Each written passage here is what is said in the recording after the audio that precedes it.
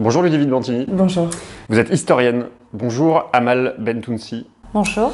Vous êtes la sœur d'Amine qui a été abattue d'une balle dans le dos par un gardien de la paix, c'était en 2012. Vous êtes aussi la porte-parole du collectif Urgence Notre Police Assassine. Vous avez aussi cofondé le collectif des familles des victimes tuées par la police. Vous êtes aussi à l'origine d'une marche en 2017, la marche de la dignité. Merci à toutes les deux d'avoir accepté notre invitation. On va évidemment en parler des violences policières. Et j'aimerais justement quand même à ce titre revenir sur un événement qui a eu lieu en fin de semaine dernière. Des violences policières sont intervenues place de la République lors d'un rassemblement de féministes. Plus personne n'est épargné, c'est ça que vous diriez aujourd'hui. On ne parle plus de bavure, c'est une doctrine aujourd'hui, la violence policière. Ludivine. Je pense que ça fait un certain temps que de toute façon on ne peut pas parler de bavure. Ça c'est clair, c'est une violence qui est structurelle. C'est pour ça que en fait, on parle non seulement de violence policière, mais aussi de violence d'État, puisque évidemment, les policiers en question ont des consignes, il y a une validation, il y a une légitimation, etc. Donc, ce qui se passe, c'est pas spécialement qu'il y aurait une acuité particulière dans la situation, c'est qu'il y a une prise de conscience qui se généralise, tout simplement parce qu'en effet, de plus en plus de secteurs sont touchés et frappée par cette violence policière. Mais Amal est bien placée pour savoir que cette violence-là, elle s'abat depuis des années, et que là, ce qui se passe avec tout le travail qui a été mené par les collectifs, par les familles, et là aussi depuis des années, par aussi des journalistes indépendants. On connaît bien sûr le travail d'Allo Place Beauvau, de l'équipe autour de David Dufresne. En fait, il y a désormais une visibilité, il y a une manière d'en parler qui était jusqu'alors tabou. Mais voilà, il y a une aggravation parce qu'il y a surtout une extension et une généralisation. Mais en aucun cas, on aurait pu parler de bavure pour des meurtres, des mutilations, des blessures extrêmement graves que connaissent très bien les collectifs qui militent depuis tant d'années dans les quartiers, notamment les quartiers populaires de certaines banlieues. Mediapart a révélé en fin de semaine dernière, justement, par une note qui est une note interne au service du ministère de l'Intérieur, une note qui parle de pratiques contraires à la législation avec l'emploi disproportionné de la force. On sait qu'il y a un sujet avec le préfet à Paris, notamment le préfet Lallement. Vous aussi, vous diriez qu'il y a deux camps? Oui, nous, depuis des années, on ne parle pas de bavure, on parle de violence policière. C'est vrai que c'est un terme qui s'est généralisé et que médiatiquement, les médias l'utilisent souvent pour le maintien de l'ordre lors des manifestations. Nous, ce qu'on vient dire, c'est que ces violences-là, cette violence physique, verbale, de la part des forces de l'ordre, c'est quelque chose qui est systémique, qui existe depuis de nombreuses années dans les quartiers et qu'aujourd'hui, c'est beaucoup plus répandu parce que c'est une population qui est touchée en masse, une population qui n'a pas l'habitude de subir ces violences-là. Et bien évidemment que l'actualité nous donne raison, malheureusement, et qu'on ne peut pas appeler ça des bavures, parce que bavure, ça voudrait dire que c'est un accident et que la volonté du policier ne serait pas... Quand vous entendez les slogans qui étaient scandés justement samedi soir, place de la République, police, violeur, assassin, on a aussi entendu toutes les femmes détestent la police, vous êtes d'accord avec ces slogans? Ils révèlent une réalité Oui, je pense qu'il y a une espèce de prise de conscience de la part de la population.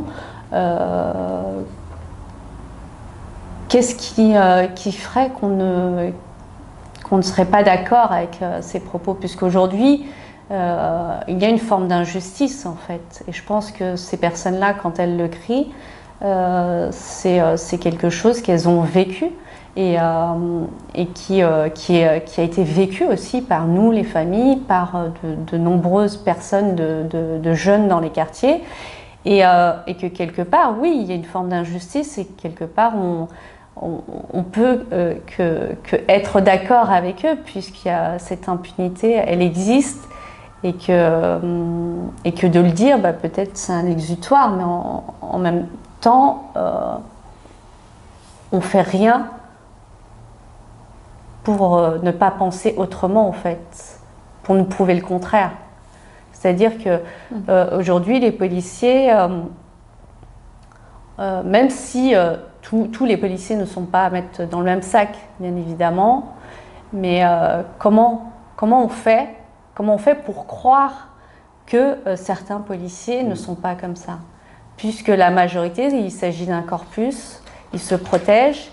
Et il est difficile aussi pour certains policiers qui seraient amenés à dénoncer ce genre de pratiques, puisqu'ils sont mis au placard, puisque eux-mêmes subissent certaines pressions. Et donc nous, on a envie de dire à ces policiers et au pouvoir public, il va falloir la dénoncer très clairement, cette violence policière, et ne pas jouer avec des mots, parce que quand je vois le temps qu'on a mis pour juste prononcer violence policière. Ouais. Ça a été long, hein, ça a été très long. Ludivine Bantini, vous êtes aussi l'une des initiatrices avec d'autres d'une tribune qu'on peut lire depuis ce matin sur plusieurs sites, dont Regard, et qui appelle à une assemblée de riposte face aux violences d'État. D'abord un mot sur la prise de conscience. Vous avez dit il y a une prise de conscience, Amal vient de le dire aussi.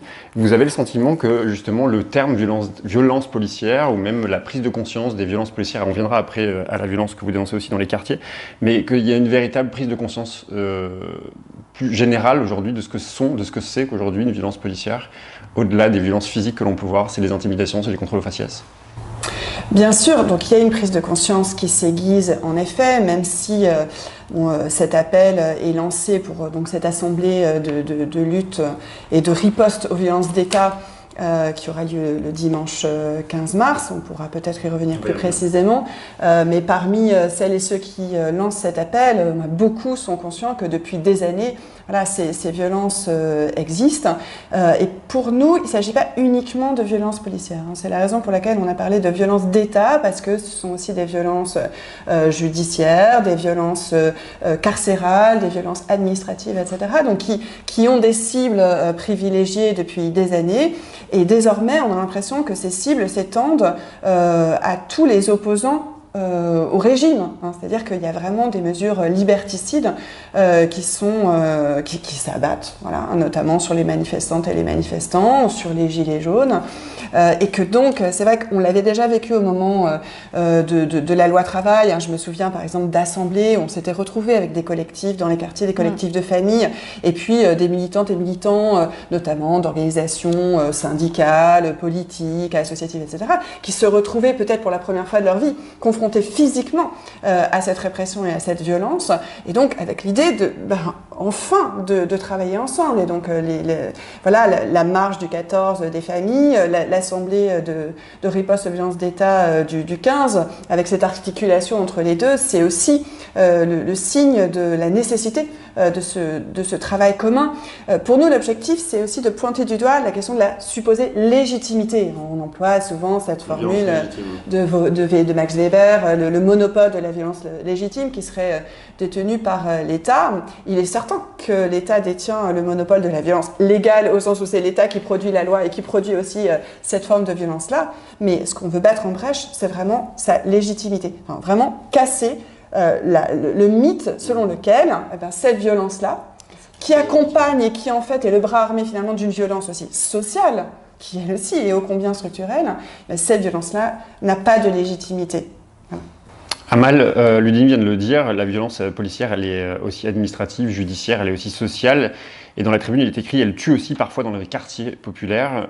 On parle des violences policières, mais ce qu'il faut rappeler, c'est que c'est la quotidienneté aussi des violences policières et des intimidations dans les quartiers. C'est ça aussi que vous dénoncez ? Oui, on le dénonce depuis de nombreuses années. D'autres avant nous l'ont fait.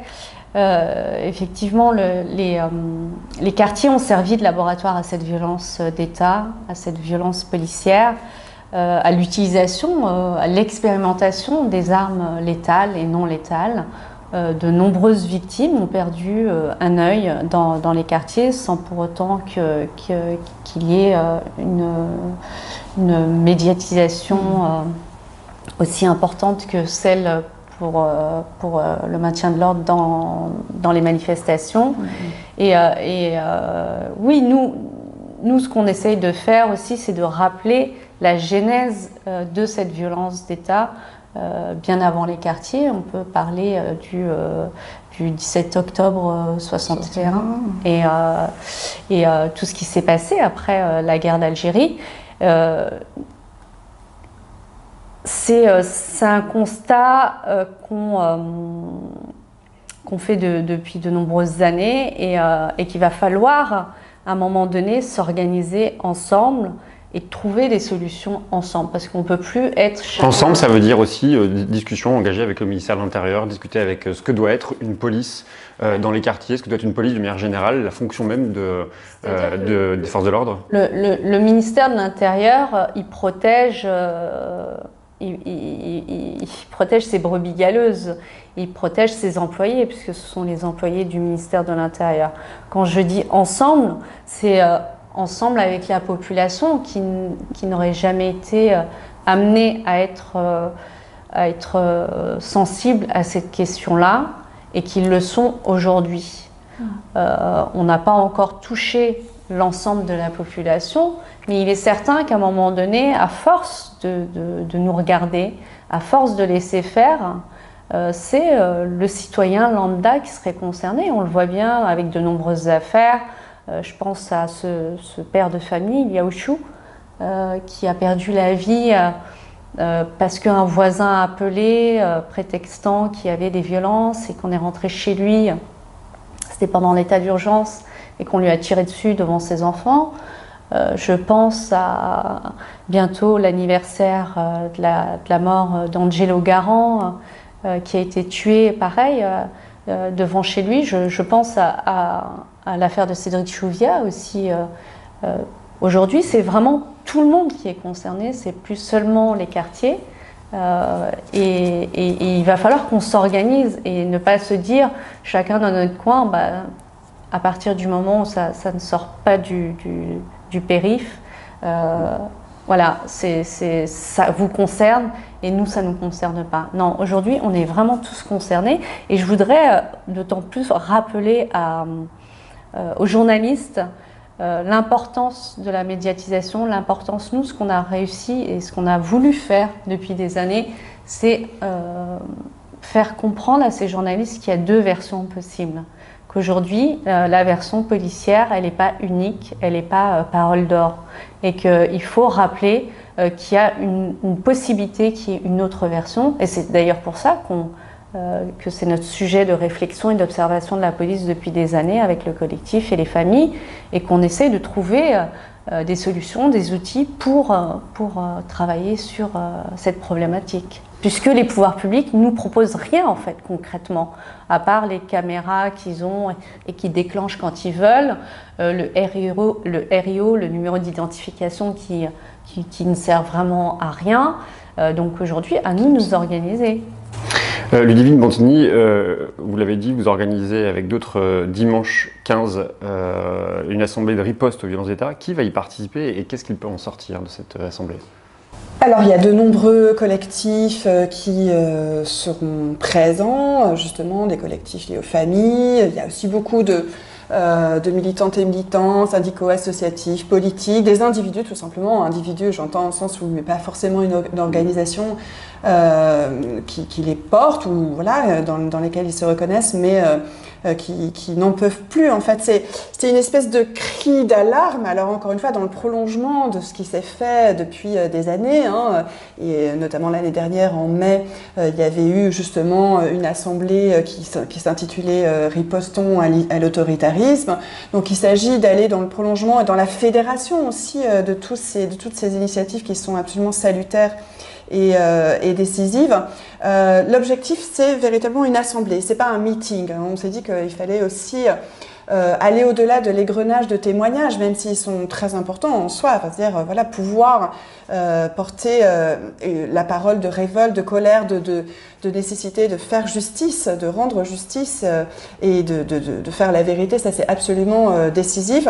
Donc à l'ordre du jour de cette assemblée, il y a d'abord une réflexion sur la situation, justement, sur la question du rapport entre racisme et violence d'État, sur la question même de la possibilité du fascisme. Je reprends le titre que Hugo Paletta a donné à son dernier ouvrage, La possibilité du fascisme. Moi, c'est vrai qu'il y a quelques années, le mot fascisme, je le reléguais, disons, à la perspective historique. Aujourd'hui, il me semble que cette question-là, elle est posée, elle est majeure. Bon. Donc ça, c'est l'analyse de la situation qui est indispensable pour comprendre que voilà, il ne s'agit pas simplement de violences policières ponctuelles, mais que c'est voilà, quelque chose qui est devenu une sorte de matrice, une forme de gouvernement finalement, gouverné par la peur. Et donc cet appel, c'est aussi d'ailleurs une manière de conjurer nos propres peurs, le fait que de plus en plus de personnes parmi nous n'osent plus aller manifester, de peur de devoir porter atteinte à son intégrité physique. Il y a cette dimension-là, et puis il y a la dimension très pratique qui doit être mise en œuvre par l'Assemblée. Assemblée au sens où voilà, on croit dans la vertu de l'Assemblée, au sens de ce qui peut surgir du collectif, sans tribune particulière, etc., sans porte-parole, sans porte-voix. Et donc, dans cette dimension pratique, il y a justement la nécessité de faire condamner aussi. Et beaucoup s'y emploient, hein, du côté de la LDH, du côté du syndicat des avocats de France, entre autres. Hein, voilà, il y a des commissions démocratiques à attaque. Enfin, il y a beaucoup de collectifs qui mettent en œuvre cette nécessité de faire condamner les policiers, de condamner aussi et de faire abolir l'usage des armes potentiellement létales et des techniques aussi d'immobilisation qui le sont également, on le sait très bien dans bien d'autres cas, et tu as cité Amal Cédric Chouviat, de porter aussi la question évidemment de l'IGPN, voilà, qui est une instance qui n'est évidemment pas du tout indépendante malgré les proclamations à son sujet. Donc il y a beaucoup à faire en matière pratique et me semble-t-il de fédérer, et comme le soulignait Amal aussi, la question de la médiatisation me semble très importante. Vous citiez tout à l'heure la répression policière qu'il y a eu samedi soir contre le rassemblement féministe. En fait, dans certains médias, il est question de tension, voilà, de tension en marge des manifestations.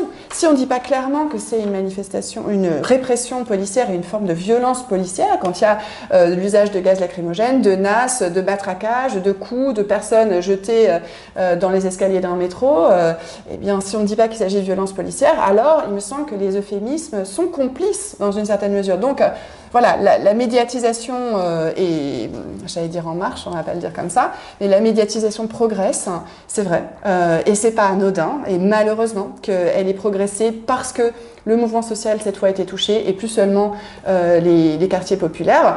Mais c'est tant mieux, il faut aller vraiment dans ce sens-là et de manière la plus fédératrice possible, qui surmonte la diversité des collectifs existants et qui font un travail incroyable.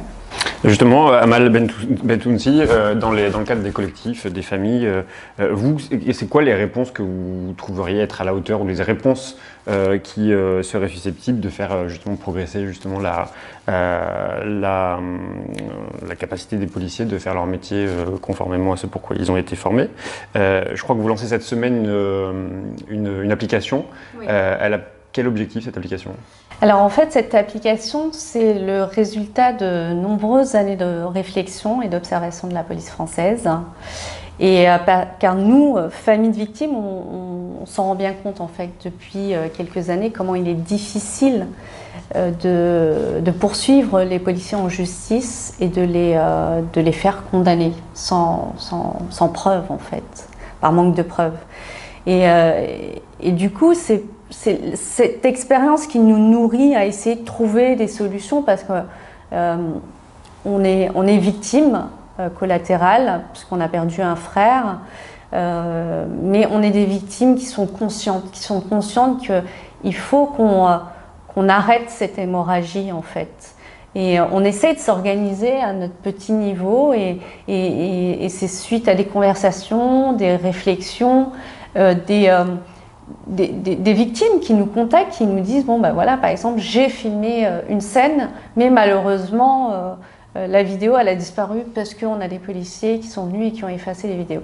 Donc du coup tout ça, ça nous nourrit pour essayer de créer des outils et d'essayer de faire que à un moment donné, ces policiers ils comprennent bien qu'ils sont surveillés et nous on les surveille hein, parce que très clairement le rôle du collectif Urgence Notre Police Assassine depuis des années sur Facebook, c'est de rien laisser passer la moindre petite au moindre petit écart, à la moindre petite violence, insulte, ils sont pointés du doigt sur notre page Facebook. Ça fonctionne plutôt bien pour le moment. Et du coup, l'idée, c'est que les pouvoirs publics nous proposent rien en fait. C'est-à-dire que nous, là, on a développé un outil qui est une application qui va servir à filmer les policiers en cas de violence avérée, en cas de violence de la part des forces de l'ordre.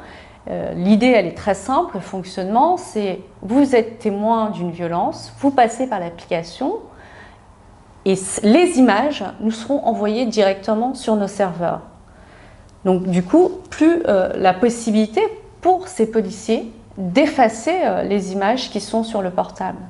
Donc du coup, ça crée une espèce de contre-pouvoir, une espèce de surveillance citoyenne avec une géolocalisation aussi très précise, puisqu'on a de nombreux contacts sur à peu près toutes les villes en France, et même avec la géolocalisation des personnes qui seraient connectées, on aura la possibilité d'envoyer une alerte et de dire voilà, il se passe tel événement à tel endroit, allez-y, allez en renfort. Donc c'est-à-dire de créer une espèce de surveillance. Eux, ils nous surveillent alors qu'on n'a jamais les images, puisque bien, il faut le dire, ça, hein, dans toutes les affaires de crimes policiers ou de violences policières, quand il y a des caméras de télésurveillance, puisque les caméras servent à ça, en règle générale, quand les vidéos mettent à mal la version policière, ces vidéos-là, soit la caméra ne fonctionne pas, c'est la réponse qu'on a, ou soit la caméra n'a pas filmé, ou soit les vidéos disparaissent. Donc nous, on a trouvé cette solution-là. Donc j'espère que vous serez nombreux et nombreuses à télécharger, là je fais notre publicité, à télécharger l'application. Qui sera disponible quand, du coup ? Demain, on la présente à Villiers-le-Bel, devant une association on sera à la maison de quartier de Boris Vian. Donc voilà, et toute la semaine, on la présente dans des quartiers emblématiques, Villiers-le-Bel. Le lendemain, le 11, on sera à Brunoy. Le 12, on sera à Mantes-la-Jolie. Et le 13, on sera à Grigny. D'où l'importance, parce que nous, cette application, elle est faite vraiment pour que les gens comprennent qu'il ne faut plus rien laisser passer.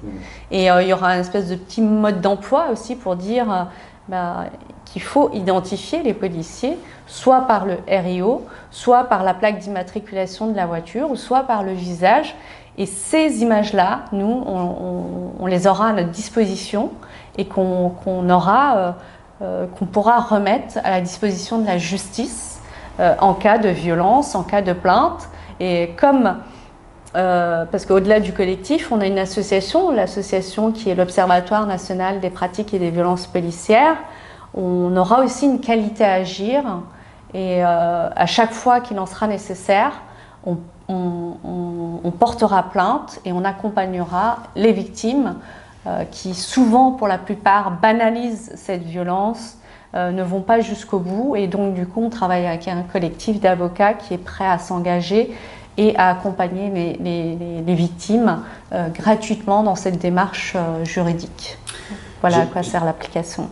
J'ai une dernière question pour toutes les deux. Le ministère de la Santé a annoncé hier l'interdiction des rassemblements de plus de 1000 personnes. Il a ajouté qu'une liste des événements considérés comme utiles à la nation, dont les manifestations, fera l'objet d'un regard particulier. On sait qu'il y a la marche de samedi, il y a l'assemblée, j'ai oublié le titre exact, des ripostes aux violences d'État. Il y a aussi les mobilisations en cours. Ludivine, vous êtes particulièrement mobilisée sur la réforme, contre la réforme, ou plutôt la contre-réforme des retraites, et aussi la loi pluriannuelle sur le financement de la recherche. Vous redoutez l'interdiction de manifester, justement, pour des raisons ou pour la cause du coronavirus ? C'est l'étape d'après. Moi, j'ai aucune compétence en matière d'épidémiologie, donc évidemment, j'ai aucune légitimité à m'exprimer sur le coronavirus. Mais j'ai quand même l'impression que c'est c'est quand même du pain béni du point de vue politique pour le pouvoir, et pour un certain pouvoir médiatique qui nous envahit littéralement de coronavirus, hein, beaucoup plus que la réalité même du virus, me semble-t-il. Bon, je ne nie pas la nécessité de la prudence et de la précaution et de l'aide aux soignantes et aux soignants dont on sait dans quelle détresse ils et elles se trouvent actuellement et qui se mobilisent tellement et bon, que le pouvoir méprise quand même assez royalement. Mais voilà, en effet, on le voit gros comme une maison, l'interdiction des manifestations, et il me semble c'est quand même un sésame incroyable de voir que par exemple dans certains médias, on nous parle pendant 1 heure de coronavirus, 35 secondes de 49.3 et puis encore une demi-heure de coronavirus. Bon, voilà, sans avoir une vision évidemment complotiste de ce système-là, mais c'est quand même une bénédiction, si j'ose dire, pour cette modalité de gouvernement politique et médiatique. Amal, ça vous inquiète? Oui, ça tombe à point nommé en fait. Donc ils s'en servent comme ils peuvent, mais bien évidemment, je ne pense pas que ça va empêcher qui que ce soit, les gens qui se sont organisés pour samedi et dimanche, d'aller manifester. Merci beaucoup à toutes les deux. Merci. Merci.